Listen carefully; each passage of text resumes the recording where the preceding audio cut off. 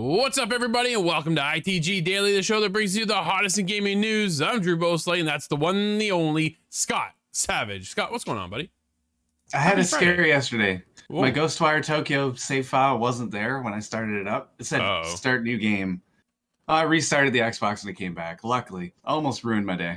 Oh, man, I tell you, some days all you have to do is just reboot things and then it works. I'm like, nothing changed the day before. Yeah, you know what? Welcome to my computer, everybody. I'll tell you. That's Yep.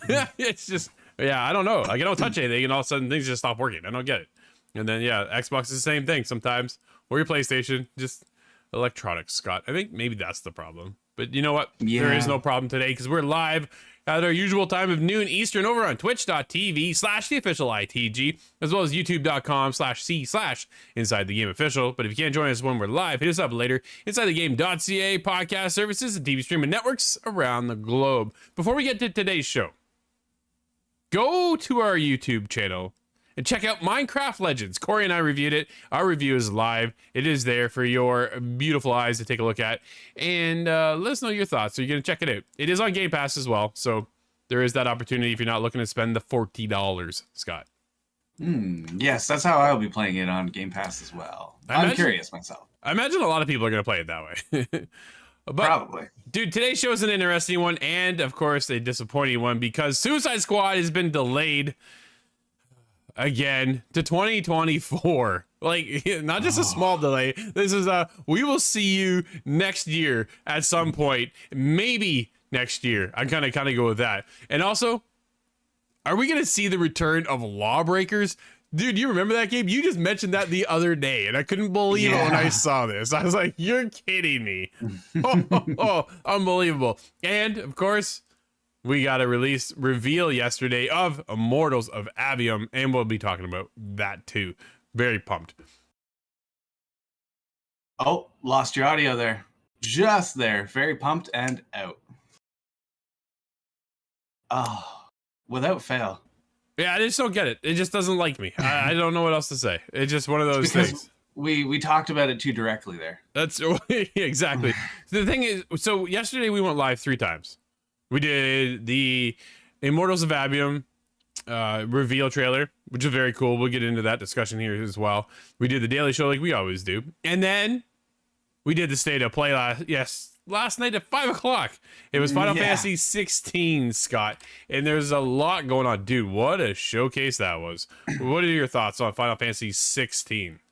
Oh, there was a huge amount shown, and it was just the right amount to get me hooked. I'm in the door now. I really want to play that. The idea of these massive summons, and I forget the name of them. I apologize. So Ifrit and the like Carbuncle, Ifrit, and there are many more, but I want to see them fight, and the idea that you can be them fighting, it adds a whole lot of things I've never seen Final Fantasy do before.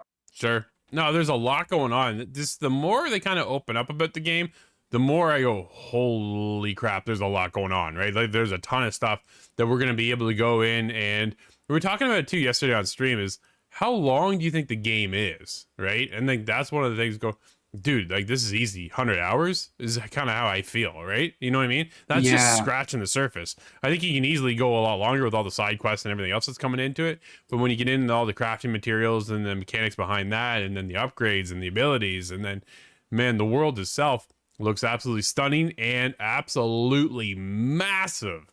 Dude, it looks huge. Trying to catch a glimpse of how big the map was when they zoomed out. Didn't really tell too much because it's hard to get an idea of scale, but there was a lot of scrolling in either direction. Well, it's funny when you zoom out, right? You get this overall view of the map, but then how much do you need to zoom in to actually get into that world? And in that little area that you're in, how much of the vista do you see? So like, there's a lot going on in around it. So I don't know. We'll see. I'm definitely at this point, dude, I don't need to see anymore. They're talking about they're going to show us more. The game is releasing in just over 2 months, so it's not that far out, dude. I think that'll be I think it'll be a DLC sort of kind of roadmap. I think that's more the information that we'll get as time goes on now, because I think they'll support it. Yeah, no, I think they're definitely going to support it. But what's not getting the support right now, Scott, is Suicide Squad Killed the Justice League has been delayed into 2024. Ugh. Ouch. Oh my goodness. This is David over at PSU. Suicide Squad Kill the Justice League will no longer be a 2023 release, as it has been officially announced by Rocksteady that it will now launch on February 2nd of 2024. We'll see. Just quick maths there. I think there's about an 8-month delay. It's a huge delay. And it already got a pretty hefty delay to start with, Scott. Yeah. Yeah. Oh, man. Up until this news, Rocksteady fans of old were looking forward to seeing what the latest title from the studio that gave us Batman Arkham series would be like. And they didn't have to wait much longer with the end of May release date. Now, players have to wait much longer for a game that's already been delayed multiple times. This news also confirms a previous report from Bloomberg that a delay announcement would be coming. Quote, "We have made the tough but necessary decision to take the time needed to work on getting the game to the best quality experience for players." End quote. Quote, "Thank you for our amazing community for the continued support, patience, and understanding. There is much more to share in the months ahead, and we look forward to seeing you in Metropolis next year." End quote. Scott, how worried are you for this game? Oh, this does not show confidence in the hands of the developer here. And that tells me all I need to know, really. We saw a huge backlash from from that state of play. Yep. That was the state of play, correct? Yes, it was. And it was one of the little lackluster state of plays, and people were really poking a lot of holes at what Rocksteady had to show. Yeah. So I'm satisfied that they are going to make this decision, because I think it would have been an absolute disaster. I just, at this point, how much are they going to fix to the game? Are they going to fix enough?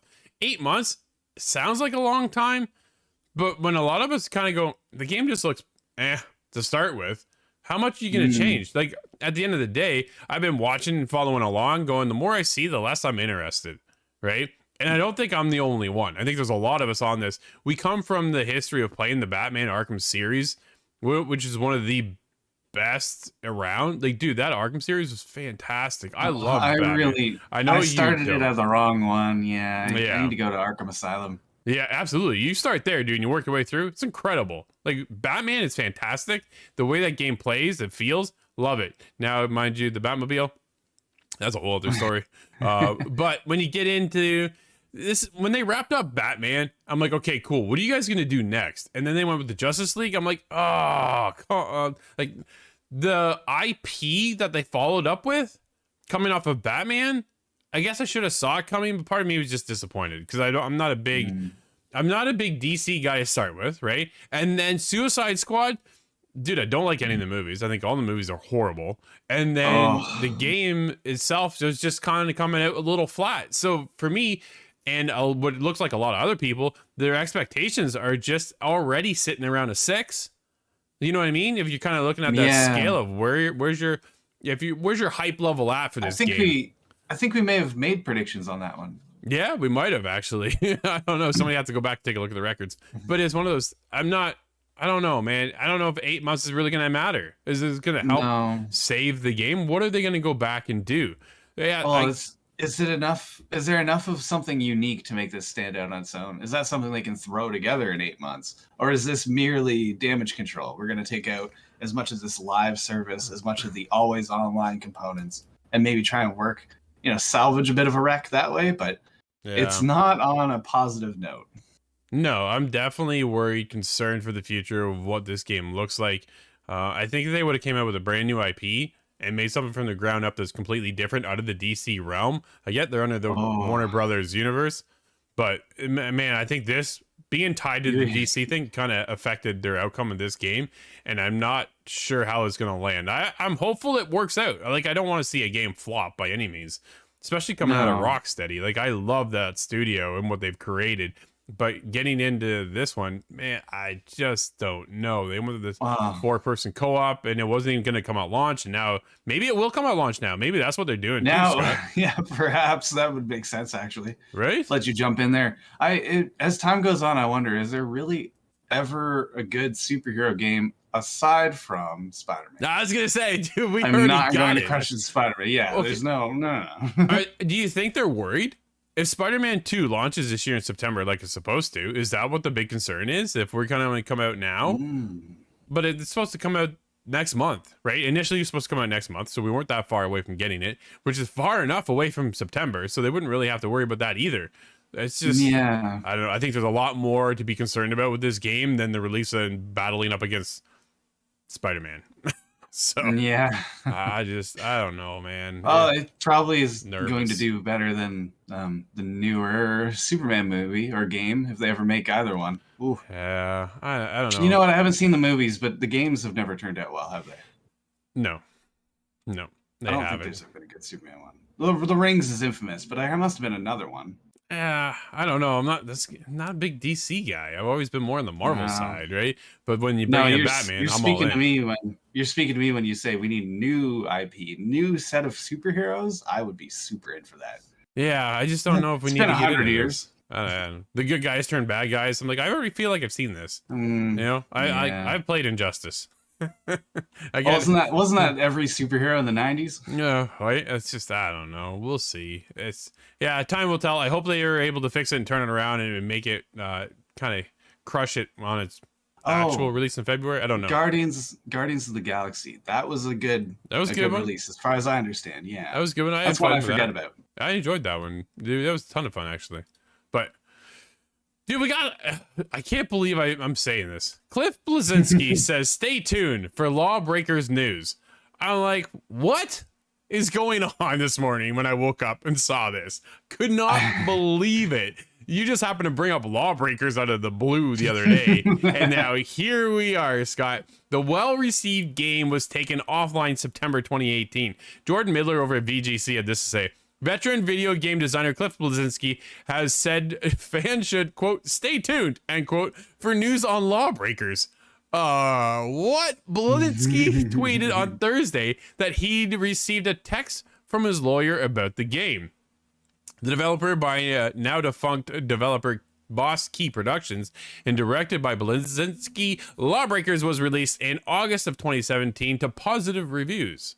The game was shut down just 1 year later, however, citing a lower player count as the main issue. Dude, it just didn't have an install base on it, right? That was the thing for me.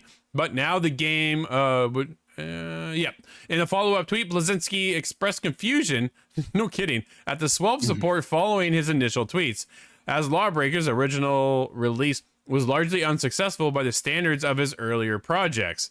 Quote, it confuses the hell out of me how people were rooting for the game to fail, and when it did, now there's a ton of support for it, end quote. He said, gamers are weird, yo, end quote. Dude, I don't know what to tell you. I'm right there with you. Cliffy B has an interesting way of speaking. I want to just point that out. Yeah. No, he's got the support, dude. He's been around for so long, right? One of the creators of Gears. Like, dude, you go from Gears. Oh, I lost your audio, Scott. How did I lose your audio? Scott, you're gone. Weird. Scott, where'd you go? Oh, no. Scott, how'd we lose you? Scott, come back. Are you there? You just completely dipped, dude. You're not even coming up. Huh. We'll be right back, everybody.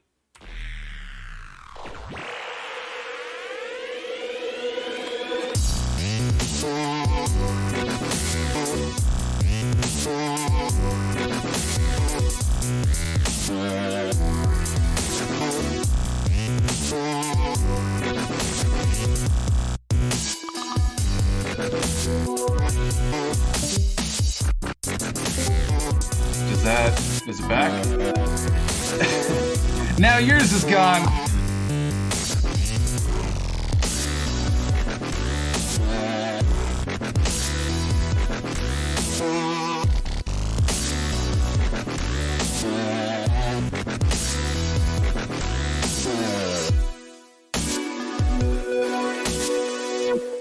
Scott, dude, thank God it's Friday. I'm telling you, like, I'm just about wrapped up for the day as things just keep happening. I don't know what's going on, but we were talking about Cliff Bleszinski and his demeanor in the industry and how he is a legend, right? And he is a superstar for sure. Absolutely. But we're supposed to stay tuned now for LawBreakers? Like, dude, this is like one of the weirdest bits of news I've ever seen. It was a situation similar to Days Gone sequel, and why we can't get a Days Gone sequel. Well, if you Yeah. like the game, buy it at full price. That's not the Right. exact quote, but No. the idea is that you show your support day one or early enough that the game is viable. Well, in this case, it was not. Lawbreakers just, I think it was down to single digits of players for long extended times. Ouch. There was a group of players that were trying to keep the game alive in the same way that people kept Halo 2 alive Okay. on the original Xbox. Just if you don't log out, they can't log you out. And Yeah. people played that way for quite some time. One of my friends as well, you may have met him, Boiled Odin, we refer to him as. Yep. And he tried to keep that game alive successfully for some time, but it just didn't get enough support, which is really a shame. I hear the movement and everything in that game. It was really stood to be something unique. It felt like at the time, we compare it now, dude, it kind of reminds me a little bit of Apex in a sense. Champion, yeah, the Right? champion system, but each one kind of has a quirk. Yep. Yeah, absolutely. So I don't know. We'll see. We'll keep an eye, see what Cliff's up to. But this is interesting to see that he's now telling us to pay attention once again with Lawbreakers. Are you surprised we're going back to Lawbreakers and just not moving on to a whole other IP as itself? Well, it makes me wonder what Cliffy B's been up to in the later years, the more recent years, because this, of course, but I thought he kind of went dark after. Yep. So this might be the last kind of life raft to pull him back into the gaming industry. Yeah, he's been gone for so long, right? And then he came back with Lawbreakers, and he was gone. Now he's been gone again for what feels like forever. Oh, it's a shame because you can't just reinvent Gears again and again and again. No. So he went and did something interesting, something different, and it unfortunately doesn't always work out. No, it doesn't. But we'll see whatever comes around next. Really, man, I'm kind of anxious to see what he's got going, what he's cooking up. What could it be? Lawbreakers 2 would be a weird way to Console go. launch? Dude, we were just revealing yesterday, we watched the new trailer. It is EA will release first-person magic shooter Immortals of Aveum in July. Dude, this is not far away at all. No, this is a bit of quite a surprise. Woohoo! I cannot wait. Jordan Miller over at VGC. Immortals of Aveum, the first-person magic shooter from Ascendant Studios and publisher EA, will be released this summer. It's been announced the game, which boosts the development team, including Call of Duty and Dead Space veterans, will be available on PC, PS5, Xbox Series X and S on July 20th, 2023. Immortals of Aveum follows Jack, a battle mage, who discovers that he possesses magic powers later in life. Basically, what's going on is that there's one bad guy who's trying to take all the magic for himself, and we're there to stop him. Dude, it looked cool. I love the trailer. What are your thoughts? It did look really cool. And a lot of the different color schemes, because this is talked about being a Call of Duty, but with magic. Yep. Which is very interesting to me because, well, I've been playing Ghostwire Tokyo, as I can't stop talking about. But this game, I saw a little bit of a tease at different classes, the way just as different gun classes would work out. So there's different colors of magic going on, and a lot of, I'm seeing it now in the gameplay footage. This was the one that had a Stargate, as I called it. Yeah. In real time. I love Stargate. Dude, that dragon in it, like, it was just, I like the magical element. It did remind me a little bit of Forspoken, and I know that's not gonna sit with everybody, but as much as I enjoyed that game, I think this is gonna be the next level of Forspoken. I think this looks really, really cool. I'm definitely excited to jump into this world and see who Jack is and what this backstory is and how do we come across these magical powers and what can we fuse together. So much hype. We'll see if it sticks. And I'm a little surprised. Are you surprised? Just revealed the trailer. Dude, it's coming in July. That's faster than I thought. It's not quite a stealth drop, but it's like a half measure stealth drop. I'm a big fan of those. Yeah, I like it. So then they gotta be rather confident in themselves that they have the game ready and polished, ready to go. So they're just kind of tightening up a little last minute little ends, kind of hopefully, and then we'll get a solid release and hopefully get our hands on it and tell you all about it. Because man, I'm looking for that next Forspoken Anthem feel, and I kind of feel like this might be it. What do you think? Quite possible. Yeah. Is this only new consoles? I can't recall. Did you notice that? So it's PC, PS5, Xbox Series X and S. Nothing for the old generation, unfortunately, for PS4, Xbox One X. I do raise my expectations a little then. Woo, there you go. Right? Absolutely. they're raising their game too, Scott. It's Fall Guys Season 10 to launch creative mode in May. Tom Everybody Henderson. gets a creative mode. You get one. You get one. You get one. This is over at Insider Gaming from Tom Henderson. If you're in the know with Fall Guys, you already know that its creative mode, known to some as the level editor, has already been confirmed to release as part of the next season update. However, speaking with the sources, we've managed to pinpoint the Fall Guys Season 10 launch with its introduction of creative mode will be on May 10th, 2023. As always, give this with a you just take it with a grain of salt. You never quite know, right? Yeah. Fall Not Guys exactly official. getting creative mode. I'm just here's one thing. Fall Guys has received criticism as of late for the lack of communication with its player base, which has been reflected by its massive decline in player numbers. 3 years ago, the game peaked at 172,000 players on Steam, but now barely surpasses 3,000 players on a daily basis, according to Steam DB. Oh, that's a huge drop off. When was it released on Xbox? Because that's when I jumped in. So I hear 3 years ago, and I went, "Wow." Yeah, right. I want to say, dude, it's been on Xbox for at least a year, if not longer. It must be at least 1 year. Yeah. Yeah, right. So it's been around for a while. Sometimes I was wondering how long this game was going to last until it did see the peak and kind of see its demise, unfortunately, right? It's one of those things. You got to keep it going, but it came out so hot because it was so fresh and so new. And then everybody tried to do this rip-off model of what they've designed. And then they get picked up by Epic. And now we're going to get creative. I wonder if they would have brought creative over a little bit sooner. They could have kept that community going. 3,000 players on a daily basis. You might be worried as that studio and going, what do we do next, right? Do we come out with Fall Guys 2? How do you step that up? Or do you just keep creating more and more content? But now for season 10, they're looking at dropping this creative mode. Do you think this has anything to do with the Fortnite creative mode 2.0? I feel it must have been in development already. But the idea behind that is, I think, a great idea. If your fan base is dropping, well, why not give the actual community hold of the keys? And that way, the same way Mario Maker. I haven't been on Mario Maker in, 5 or 6 years, really. But I'm sure it's still going strong because of what it is. And it's just a great creative tool. Fall Guys is really cool, and I could see that having great potential in the same way. But only because I've watched about 20 years of Most Extreme Elimination Challenge. Are you going to jump back in and check it out at all? I am, yeah. Are you? I almost forgot about this game. Yeah. Well, that's just it. I think a lot of people they only have 3,000 players on a daily basis over on Steam, right? You kind of wonder what that compares to when you go to Xbox and PlayStation, what their install base is sitting at right now, and they're on those platforms as well. Is there enough legs in this game to keep it going? I remember having to wait for 20 minutes to find a match, but it was because it was massive full. It was just too packed. It was queue. The servers were at such a huge height at one point with such a massive install base, and just to watch that game slowly drift away, it gets into that games as a service model and goes, is this going to keep going? Is there enough here to keep this alive? And it doesn't really seem like there is. And then cheating and hacking just totally ruined. That must have shed a huge amount of the numbers away. Dude, I never captured a crown, but I got a couple. But they were not. I think I'd capture a broken window if that happened to me.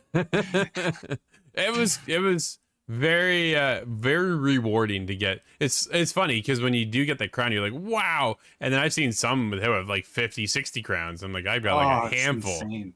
Yeah, all right. Sometimes it's just the luck of the draw. Other times it's you're able to actually pull it off. I don't know. It's a cool game, dude. And I played a lot of it, but I don't think I'll be going back. I just don't have the interest with everything else coming out this year and the pipeline of games that just keep coming and more games. I don't know. Do I want to jump back into Fall Guys for 5 minutes? Then if I do, I'm only there for 5 minutes and then going, now what? Right? Yeah, it's just a nice little casual thing. I don't think anybody sits down and plays it for a couple hours. I don't think so. Not anymore. Well, unless you have those 100 crowns. Maybe they do. Yeah, maybe they do. Scott, we do have a couple of game announcements and releases for today, though. What do we have, buddy? We have Tape to Tape will be launching on Steam Early Access on May 3rd. And we have Mega Man Battle Network Legacy Collection on PlayStation 4, the Nintendo Switch, and PC. And De-Exit Eternal Matters is on PC, PS4, PS5, Xbox One, X, and S. Very cool, very cool. And just like that, that's going to wrap up today's show, everybody. Thank you so much for hanging out with us. This has been ITG Daily, the show that brings you the hottest in gaming news. As always, you can join us live over on Twitch and YouTube at the, well, it depends on where you go, I guess, the official ITG on Twitch and Inside the Game official on YouTube. But if you can't join us live, hit us up later. InsideTheGame.ca podcast services, TV streaming networks around the globe. Until Monday, everybody, enjoy your weekend. I'm Drew. That's Scott. We'll see you inside the game.